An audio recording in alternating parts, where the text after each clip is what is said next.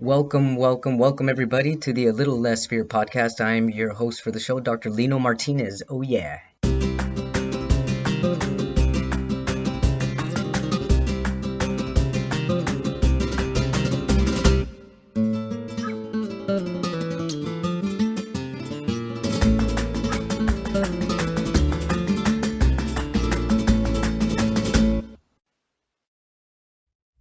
Welcome back everybody to the Little Less Fear podcast. Today I'm introducing Brighid Murphy. She's a transformational healer and founder of Path of I'm gonna make sure I say this correctly. She's the founder of Path to Power programs, where she empowers people to heal from within. Awesome. She's a certified shamanic practitioner with the Church of Earth Healing and an ordained interfaith minister. Brighid empowers people through the practice of spiritual growth. Sounds very aligned to where I'm at today in my life. Welcome to A Little Less Fear podcast, Brighid. Thank you so much for being on the show. Thanks for having me. I'm so excited to be here. Me Yeah. too. Thank you. Tell us about your journey. How did you even get involved to where you're currently at right now? Yes. So my journey started when I was pretty young.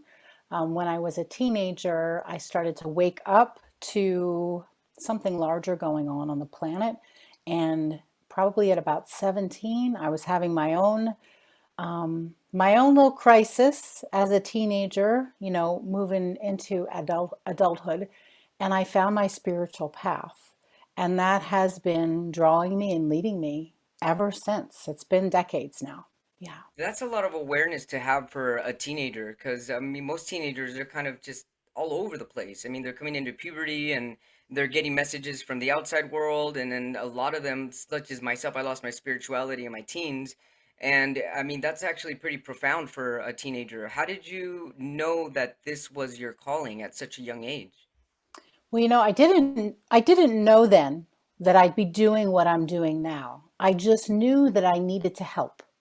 I knew that I needed to help the planet because something was not right. And I'm a natural helper. I'm a natural healer. I had been helping my friends and always in sort of a role of service. Although at the time I was not saying I'm in a role of service. Yeah. I was just doing what I do. It's looking back and putting all the pieces together that I can see that I have had been on this path pretty much most of my life. Could you tell us a little bit more about the path? How did you know this was a path? Yeah, well, I didn't. I knew that I needed to. I wanted to help the planet, and I knew that I was supposed to be helping the planet. So I started to find spiritual practices Okay. that began to guide me, and the practices that I found were based in earth-based spirituality and shamanism. And so I started to meet teachers who would help me to learn and understand how to decipher what spirituality was and how I could interface with the natural world and my own soul. So these teachers started showing you the path, guiding you towards the path, and it started illuminating for you from there forward. Yes. What I'm wondering, because you've mentioned Earth right now, and I'm an Earth sign. I'm a Capricorn, and even my Chinese sign is an Earth sign. I'm a sheep, and then so I'm very very attached to this Earth, and I love Earth signs, and I love all field all signs because we are a combination, from what I've learned, of all fire, earth, air, water. And how did you start to integrate everything? Oh, I'm that's a sure great that's such a question. huge question, but I'm wondering, how did this integration happen for you to become I mean, into shamanism? How did that even happen? Yeah. Well, I met my teachers and they showed me how to connect to spirit, how to connect to how to consciously and actively, through the working with the drum, how to talk to the invisible world and create a relationship with it.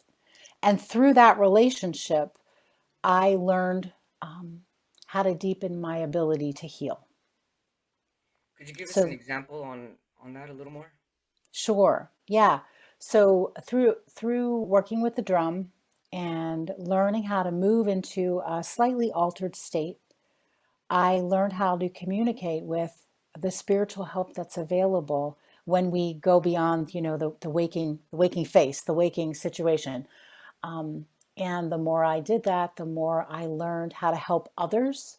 And the more I helped others, the more I was drawn into larger spaces where I could be of service. Wow. So could you give us an example on how you've helped somebody specifically? Actually, tell us the story about the first person that you helped and you realized this is incredible. I can keep doing this. Okay. Ooh, let me track this back. Oh, wow. The first,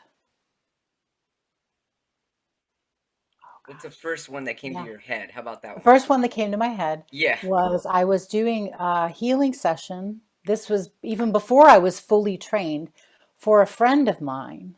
And what I was shown through the journey that I had was that there was an energy in her field that was destructive and intrusive. And I was shown how to remove that energy from her. And when I removed that energy from her, and it's always with the help of our guides, we as humans are not doing the work, it's in conjunction with like a bigger um, guiding force. When I removed that energy and started to tell her about it, she described to me her experience with that energy when we Wow. neither one of us had had a prior conversation. So the my spiritual guide, my guides and my guidance showed me what was happening, How and do they I show helped. you, Bridget? Do you feel it? Do you see it? Do you sense it? How do you actually see this? Yeah, sometimes I see it in my, I guess we would say, in my mind's eye, and sometimes I hear it. I receive information auditorily. That makes sense. Yes. Yeah. And so it was a moment where, wow, I just had this powerful experience, and she just completely validated what I saw. And there's no way in this physical world that we had that conversation. Wow. And that's when I knew, wow, I really have an opportunity here to help people. How do you decipher your own voice versus the voices from the unseen? Yeah, my I'm sure you probably my get this own. question a lot, huh? No, I don't actually. Really? Oh, My okay. my own voice makes a lot of noise. The voices from the spirits or the unseen world are more direct, and they come in with there's a different angle, a different point of view that they have that is not mine. Yeah. Like a So it's, different tone. yeah, we could say that, a different tone.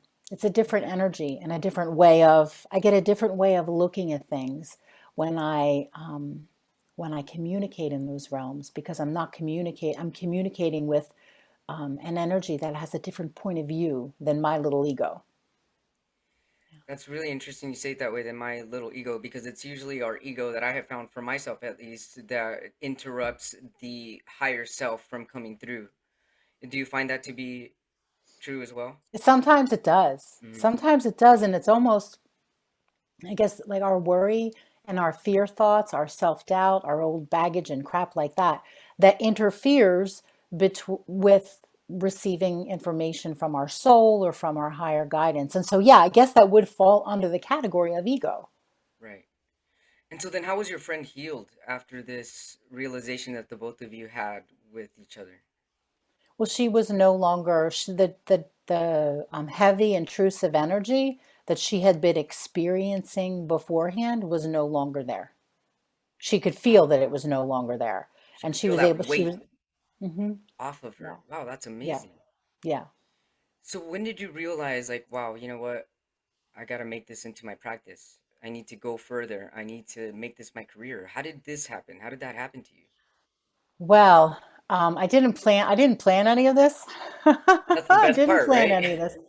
I had been on a healing path and helping people for quite a few years, and my shamanic teachers invited me into some advanced work with them. They felt that I was ready to learn advanced healing work.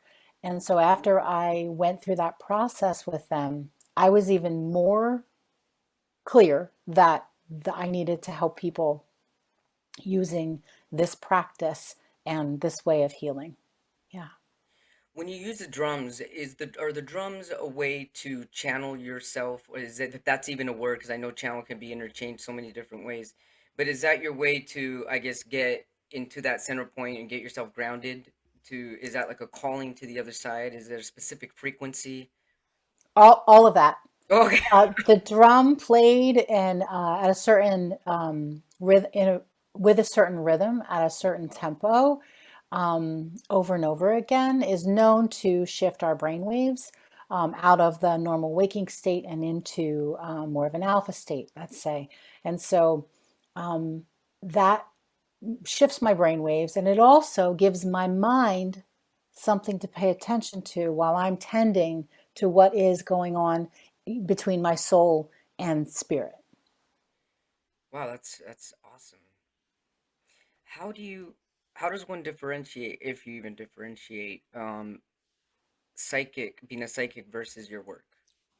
Like if somebody were to go to a psychic for a reading or healing versus like Mm. shamanism or earth healing, or is it the Sure. same? It really would depend on what a psychic is doing and how they're trained. For some psychics, they deliver information, but they Yes, don't always tell you what to do right. or inform you on how to heal. That's So so true.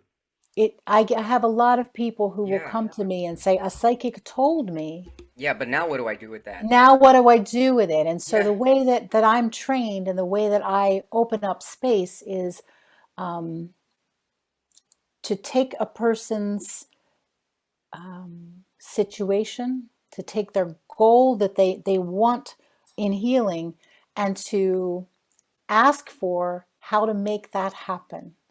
And so the response that I get from my guidance gives me information that helps to instruct a person on how to heal themselves. And so there's parts of that that I do, and then parts of it that they're responsible for. So I have a relationship with my own healing spirits, and I help them to have a relationship with their own soul so that healing, and that's where that's what transformational healing is all about, is changing your whole way of being so that healing is natural, so that you're set up for healing in the future, if that makes sense. I think yeah. I In went the off a little bit future, there. meaning this life and in future lives, correct? Both? Oh, sure. I mean, Yeah, all of the healing that we do here and now affects the next generations. It affects, it sets a vibration out yeah. into the other places. Yeah. Generational healing. Wow, that's so powerful. My goodness. Thanks so much for doing what you do. It's so needed. I'm seeing just even comparing the people that I've met from the beginning of my podcast, and it could also be the vibration that I'm on now. Either way, I'm seeing even on social media or reading or wherever I get my information, I'm seeing that a lot of people are starting to catch on that we all need to come get a little more grounded onto earth. Are you seeing this transformation globally? Yes. Yeah, people are starting to catch on, and I'm like, thank goodness. Yeah. Yes. I think people are realizing that in order to live lives that are whole, that they need to be connected to something that's larger than them.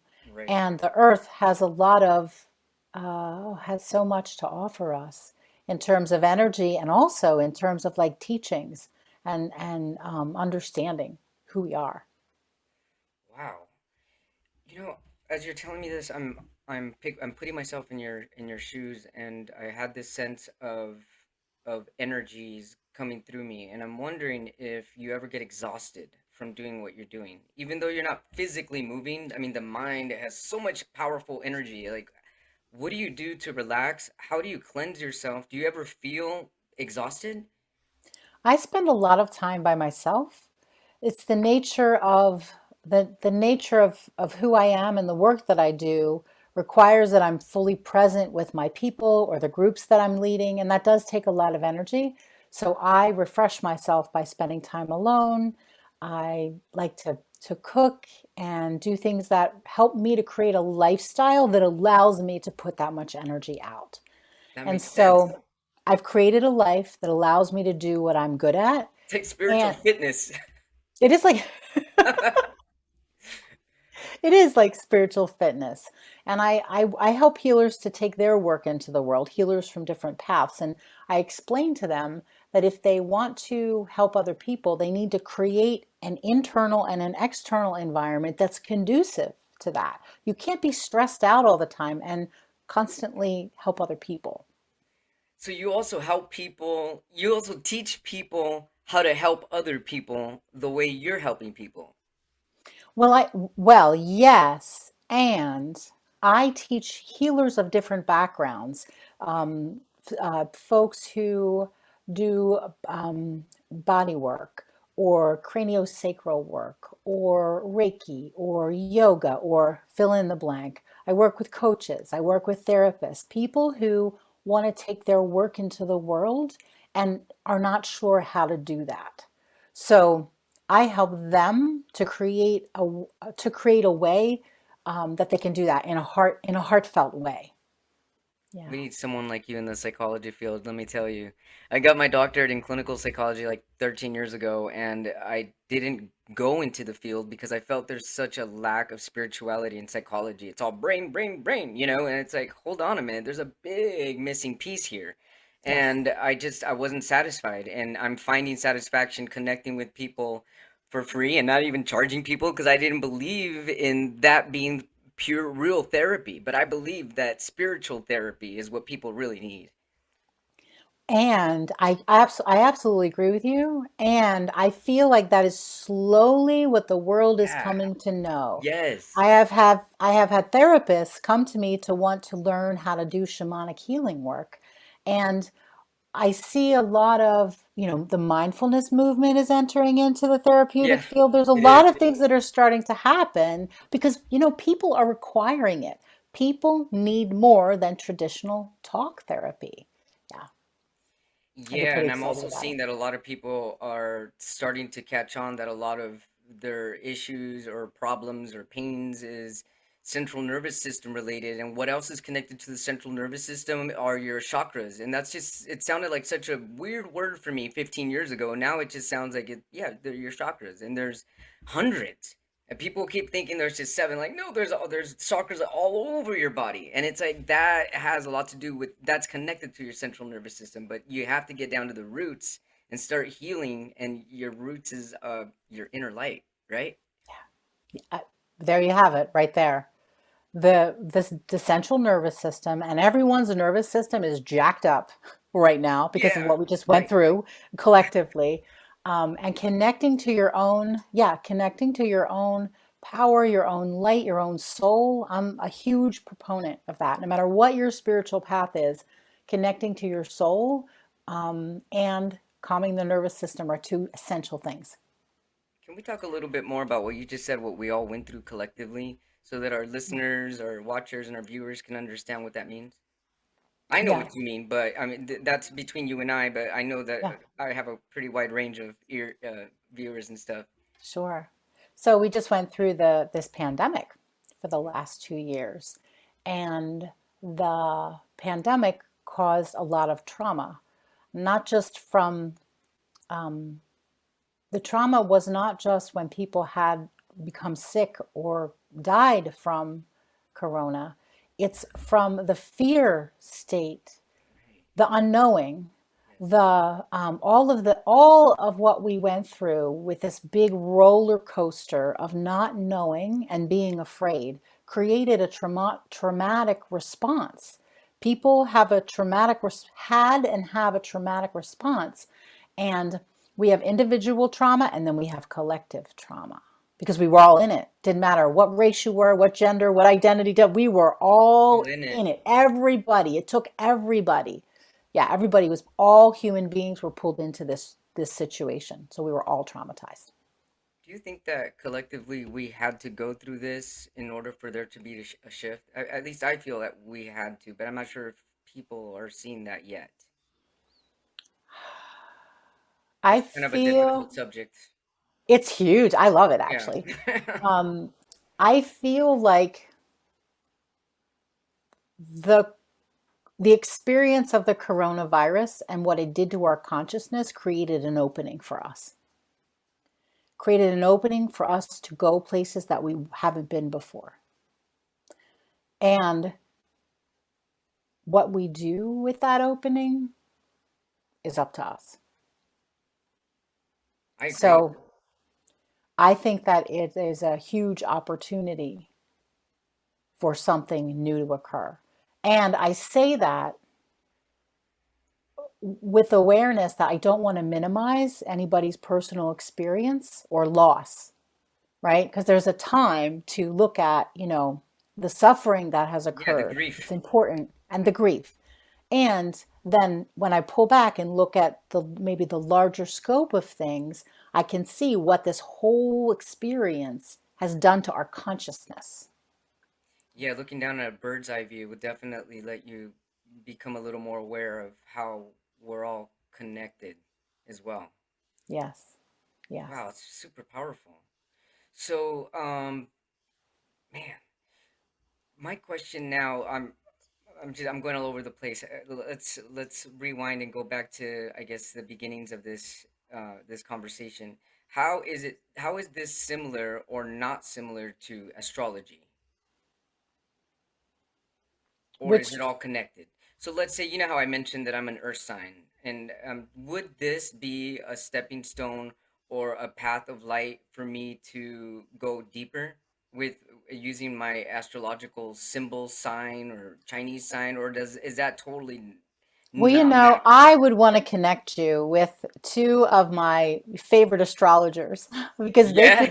they could describe your life path and your experience through your chart in a way that I couldn't even touch because that's not my area of expertise. Yeah, there's a way to translate your life and look through the lens of astrology, and I'm not the person to do it. Well, that makes sense. Yeah. Because the way that I got into spirituality the last few years that brought my life back was actually tapping into Buddhism and realizing that seers have always have been around. Because even when Buddha's mother was pregnant with Buddha, she had seers tell her, "You're gonna have a person that's gonna change the world, and this boy here is something special, is different, And so they did that through his chart. They're looking at his whole astrological chart, his whole birth chart, and it seems that a lot of people, because I still meet people till this day that are not that don't believe that stuff, and it's like, well, it's not my job to try to convince you, but I know that the answers have been set forth, some answers. Mhm. I mean, does that make sense? It Maybe not does all make of it. sense. Yeah, some of it is already there. Some of it is predestined, so to say. Yeah, like I believe for myself that I am here, my soul is here to make a difference. That's what I came for. That's why I'm here. Yes, I'm here to have a human experience. Yes, I'm here to love and have relationships. And I know that I am here to help people. So something was lined up before I came in order to make that happen. I feel that to be true. The podcast that I released this week actually was about really being a firm believer for myself, at least, that the destiny is set, and you can, based on your thoughts and how you make, whether you're a shift changer or a shift maker, you can align yourself into your greater good. Do you feel that this is your alignment for the rest of your life, or do you think that you're going to have other calling, or do you not even think that way and just allow the path to show itself? The path shows itself. I am absolutely here for service. The way that I serve continues to evolve. So I don't know exactly what it'll look like Hmm. 10 years from now. I know that the threads of everything that I have done and I'm doing now will be woven into what's happening 10 years from now. That's incredible. Bridget, I can't believe our time's up because I feel like I can keep going. I feel like I can keep going. How can our viewers, our watchers, and our supporters, fans find you? Sure. I'm on Instagram and Facebook and YouTube under my name, Bridget Murphy. And If Bridget anybody, Murphy, everybody, it's Brighidmurphy. that's correct. So at Yes. Bridget Murphy, that's your tagline, or how do you say that? How do you even say That's that? my I guess my handle. It's the Oh, your name handle, that that's the word. Yeah, that's your right. handle on Instagram. Yeah, I'm gonna definitely start following you right after this. And then Twitter as well. Do you have a Twitter? I don't have Twitter actually. And I've what got do you have a YouTube. website? I do. It's bridgetmurphy.com. Oh, it's all Bridget Murphy, and same with Yeah. your YouTube, Same with the YouTube. Well, actually, YouTube is Bridget Murphy Healing. It'll Bridget come up. Murphy It'll Healing. come up. Okay, great. Yes. And so what's one thing you want people to know? What's the one message that you want to leave out there? The biggest thing that's from your heart. The biggest thing that's from my heart is that everyone has the ability to connect with their soul. And when you connect with your soul, you can get all the answers that you need. Very beautiful and very well said, and I agree with you 100%. Bridget Murphy, everybody, incredible shamanic practitioner with the Church of Earth Healing, ordained interfaith minister. Thank you so much for being on a Little Less Fear podcast, and I look forward to staying connected with you. I feel the same way, Lino. Thank you. Thank you, Bridget.